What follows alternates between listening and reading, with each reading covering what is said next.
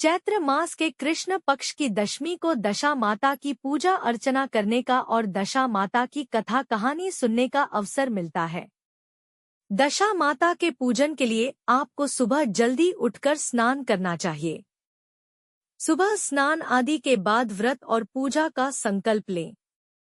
दशा व्रत के दिन आपको पीपल के पेड़ को भगवान विष्णु का स्वरूप मानकर पूजा करनी चाहिए। आपको कच्चे सूत में 10 गांठ लगाकर इसकी पूजा करनी चाहिए।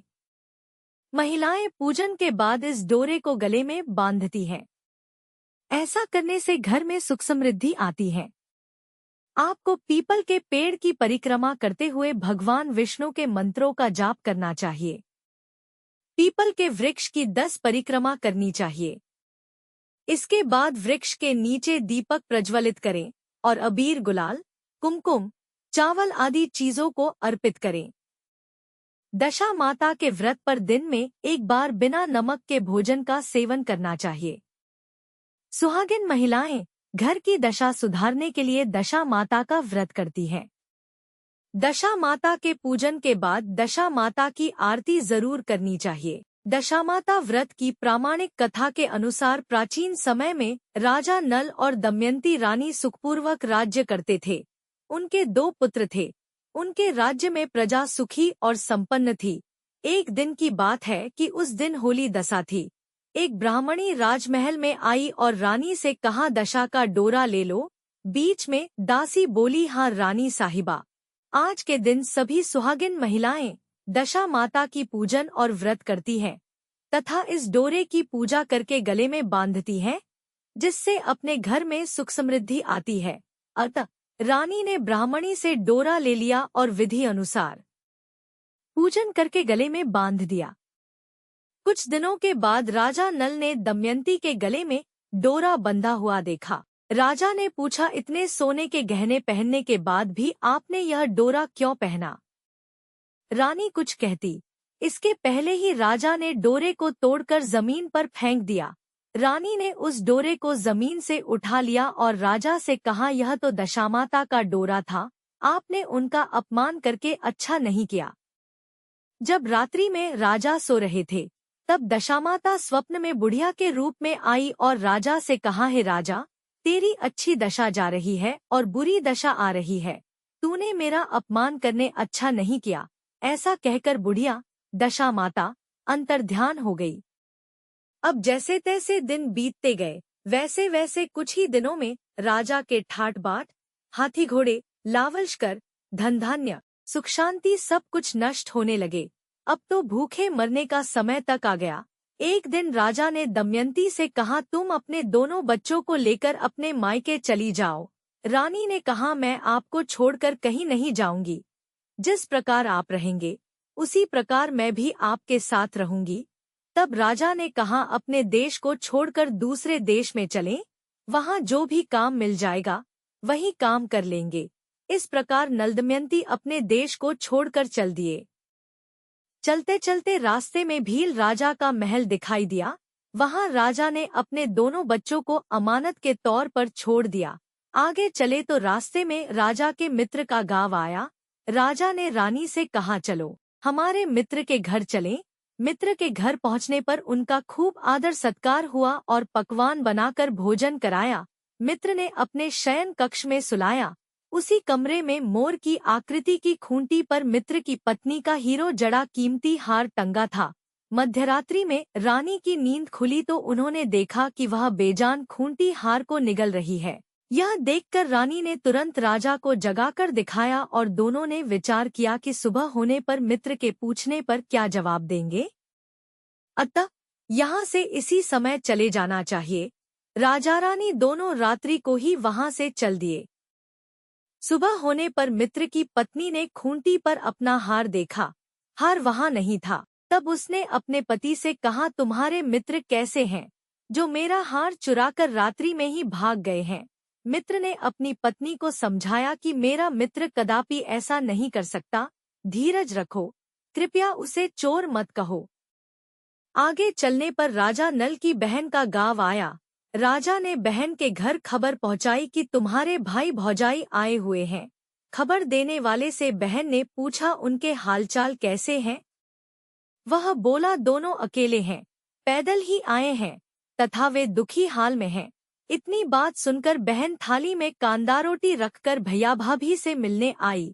राजा ने तो अपने हिस्से का खा लिया, परंतु रानी ने जमीन में गाड़ दिया। चलते चलते एक नदी मिली। राजा ने नदी में से मछलियां निकालकर रानी से कहा, तुम इन मछलियों को भूंजो, मैं गांव में से परोसा लेकर आता हूँ। गांव का नगर सेठ सभी लोगों को भोजन करा रहा था। राजा गांव में गया और परोसा लेकर वहां से चला तो रास्ते में चील ने झपट्टा मारा तो सारा भोजन नीचे गिर गया। राजा ने सोचा कि रानी विचार करेगी कि राजा तो भोजन करके आ गया और मेरे लिए कुछ भी नहीं लाया। उधर रानी मछलियां भूंजने लगी तो दुर्भाग्य से सभी मछलियां जीवित होकर नदी में चली गईं। रानी उदास होकर सोचने लगी कि राजा पूछेंगे और सोचेंगे कि सारी मछलियां खुद खा गईं। जब राजा आए तो मन ही मन समझ गए और वहां से आगे चल दिए। चलते चलते रानी के मायके का गांव आया। राजा ने कहा, तुम अपने मायके चली जाओ, वहां दासी का कोई भी काम कर लेना, मैं इसी गांव में कहीं नौकर हो जाऊंगा। इस प्रकार रानी महल में दासी का काम करने लगी और राजा तेली के घाने पर काम करने लगा। दोनों को काम करते बहुत दिन हो गए। जब होली दशा का दिन आया तब सभी रानियों ने सिर धोकर स्नान किया। दासी ने भी स्नान किया। दासी ने रानियों का सिर गूंथा तो राजमाता ने कहा, मैं भी तेरा सिर गूंथ दूं। ऐसा कहकर राजमाता जब दासी का सिर गूंथ ही रही थी तब उन्होंने दासी के सिर में पद्म देखा। यह देखकर राजमाता की आंखें भर आईं और उनकी आंखों से आंसू की बूंदें गिरीं। आंसू जब दासी की पीठ पर गिरे तो दासी ने पूछा, आप क्यों रो रही हैं? राजमाता ने कहा, तेरे जैसी मेरी भी बेटी है जिसके सिर में भी पद्म था, तेरे सिर में भी पद्म है। यह देखकर मुझे उसकी याद आ गई। तब दासी ने कहा, मैं ही आपकी बेटी हूँ। दशा माता के कोप से मेरे बुरे दिन चल रहे हैं, इसलिए यहाँ चली आई। माता ने कहा, बेटी तूने यह बात हमसे क्यों छिपाई? दासी ने कहा, माँ मैं सब कुछ बता देती तो मेरे बुरे दिन नहीं कटते। आज मैं दशा माता का व्रत करूंगी तथा उनसे गलती की क्षमा याचना करूंगी। अब तो राजमाता ने बेटी से पूछा, हमारे जमाई राजा कहाँ हैं? बेटी बोली, वे इसी गांव में किसी तेली के घर काम कर रहे हैं। अब गांव में उनकी खोज कराई गई और उन्हें महल में लेकर आए। जमाई राजा को स्नान कराया, नए वस्त्र पहनाए और पकवान बनवाकर उन्हें भोजन कराया गया। अब दशामाता के आशीर्वाद से राजा नल और दमयंती के अच्छे दिन लौट आए। कुछ दिन वहीं बिताने के बाद अपने राज्य जाने को कहा। दमयंती के पिता ने खूब सारा धन, लावलश्कर, हाथी घोड़े आदि देकर बेटी जमाई को विदा किया।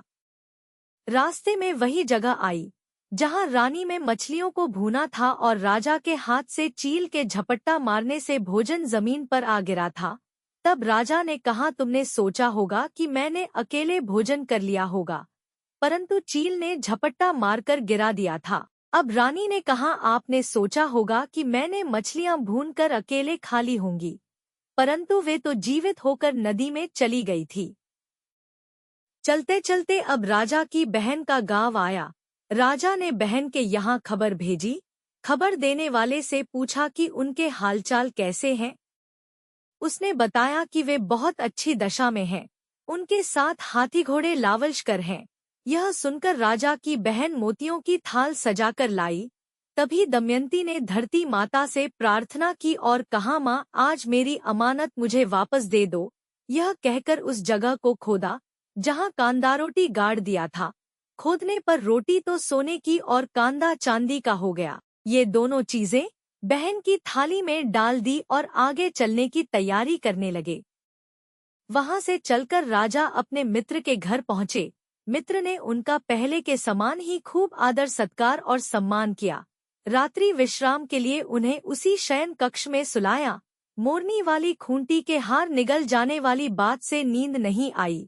आधी रात के समय वही मोरनी वाली खूंटी हार उगलने लगी तो राजा ने अपने मित्र को जगाया तथा रानी ने मित्र की पत्नी को जगाकर दिखाया।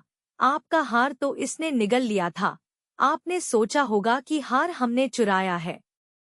दूसरे दिन प्रातः काल नित्य कर्म से निपटकर वहां से वे चल दिए। वे भील राजा के यहाँ पहुँचे और अपने पुत्रों को मांगा तो भील राजा ने देने से मना कर दिया। गांव के लोगों ने उन बच्चों को वापस दिलाया। नल दमयंती अपने बच्चों को लेकर अपनी राजधानी के निकट पहुँचे तो नगरवासियों ने लावलश्कर के साथ उन्हें आते हुए देखा। सभी ने बहुत प्रसन्न होकर उनका स्वागत किया तथा गाजे बाजे के साथ उन्हें महल पहुंचाया। राजा का पहले जैसा ठाट बाट हो गया। राजा नल दमयंती पर दशा माता ने पहले कोप किया, ऐसी किसी पर मत करना और बाद में जैसी कृपा करी वैसी सब पर करना।